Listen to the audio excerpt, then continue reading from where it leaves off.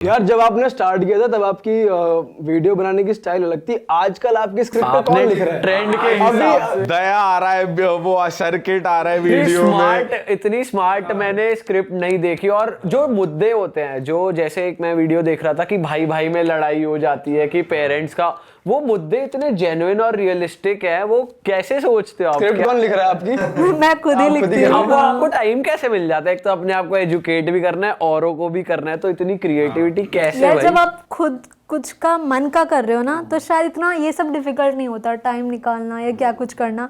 Difficult क्या हो जाता है कि इतना सारा आइडियाज होता है, कौन सा पिक करूँ, कौन सा चलेगा, कौन सा नहीं। आइडिया की कमी नहीं है, आइडिया की कमी नहीं होती है, बट एग्जीक्यूशन तक पहुंचने के लिए हम अपनी एक्सपेक्टेशन इतनी हाई कर चुके थे। जैसे कल जो मैंने रील डाली, उस पर इतने अच्छे कॉमेंट्स आए मुझे, तो मुझे लगता है यार नेक्स्ट जो रील डालूंगी ऐसी होनी चाहिए। बट जरूरी नहीं है कि यार सारी रील ही उस लेवल की देख देते हो आप एक रील में? मान लो एक्टिंग कर रहे होते हो जब? नहीं यार, मुझे 30 सेकंड में 2 घंटे लग जाते हैं। अच्छा, 30 सेकंड में 2 घंटे लग जाते हैं शूटिंग में।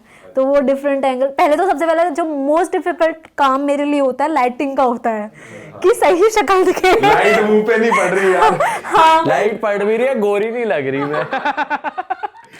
हाँ, ऐसे भी ना कि ऐसे लगे कि सो के उठ के वीडियो बना दिया है। तो थोड़ा सा देखना पड़ता है किस एंगल से आ रहा है। और मैं ज्यादातर नेचुरल लाइट में शूट करती हूँ इंस्टेड ऑफ दिस वन। इसमें डार्क सर्कल ज्यादा दिखते हैं। तो मैं पूरा सेट देखती हूँ कि यहाँ से अच्छा रहा है, वहां से। तो वो लाइटिंग सेट करने में टाइम ज्यादा जाता है।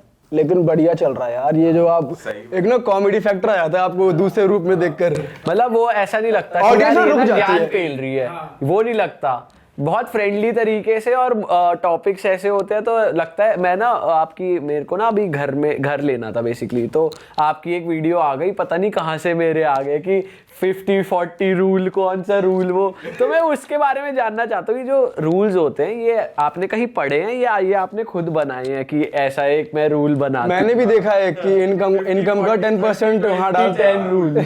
और गाड़ी लो तो पहले क्या सोचो, 10% इसका होना चाहिए। बुक्स में है ये, किताबी ज्ञान है ये, या आपने खुद मोल्ड करा है? मैं इकोनॉमिस्ट नहीं हूँ, मैं कोई फाइनेंशियल एक्सपर्ट नहीं हूँ कतई।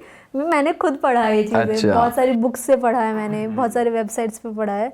और फिर मैं उसको देखती हूँ कि ये फिट हो रहा है कि नहीं, इंडिया में स्पेशली, क्योंकि जितनी बुक्स होती है या फिर जितना ऑनलाइन वेबसाइट होता है, ज़्यादातर फॉरेन जो डेवलप्ड कंट्रीज़ है ना, उनके लिए ये फिट बैठ रहे होते हैं।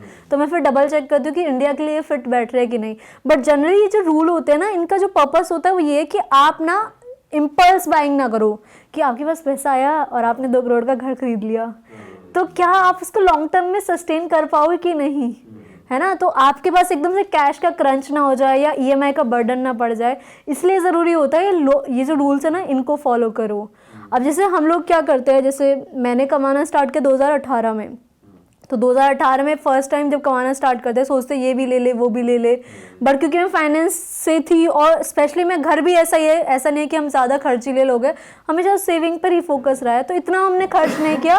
तो शायद मैं 4-5 साल में अपने लिए वो सारी चीज़ें कर पाई जो मुझे सपना होता था, घर, गाड़ी, फॉरेन ट्रिप्स, क्योंकि स्टार्टिंग से नहीं। लेकिन आजकल के बच्चे या फिर जो यंगस्टर्स है, वो फर्स्ट सैलरी से ही आईफोन, रश में रहते हैं। 80,000 के जूते ले रहे हैं, सैलरी 30,000 क्या ट्रेंड है, ये क्या ट्रेंड है? स्नीकर्स का क्या ट्रेंड है? इतने महंगे महंगे जूते खरीद रहे हैं। स्नीकर हेड ये बैठे यहाँ बोल सकते। इस मामले में मैं कुछ नहीं कहना। यार मे भी ये उतना अर्न कर रहे हैं, है ना? नहीं कर रहे ना। अच्छा।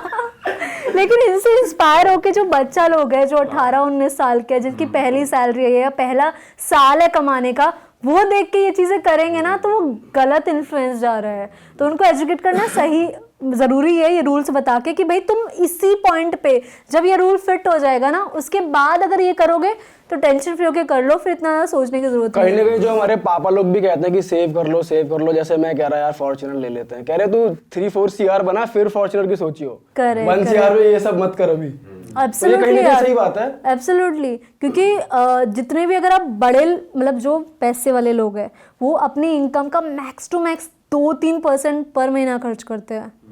2-3%, इसीलिए वो फिर 100 से नेक्स्ट ईयर 200 करोड़ पहुंच जाते हैं। 200 करोड़ से उनकी वेल्थ इतनी ज़्यादा ग्रो करती है। बट हम जो खुद कम कमा रहे हैं, हम तो 100% अपनी सैलरी को खर्च कर रहे हैं, जबकि इतना डिफिकल्ट नहीं है। हम ऐसे बैकग्राउंड से आए हुए हैं, हमारे मम्मी पापा ने इतना कुछ सिखाया है कि बिल्कुल मिनिमल, एकदम वैसा साधारण जीवन जियो, उसके बाद भी हम ये खर्च कर रहे हैं। तो ये हम अपने साथ गलत कर रहे हैं।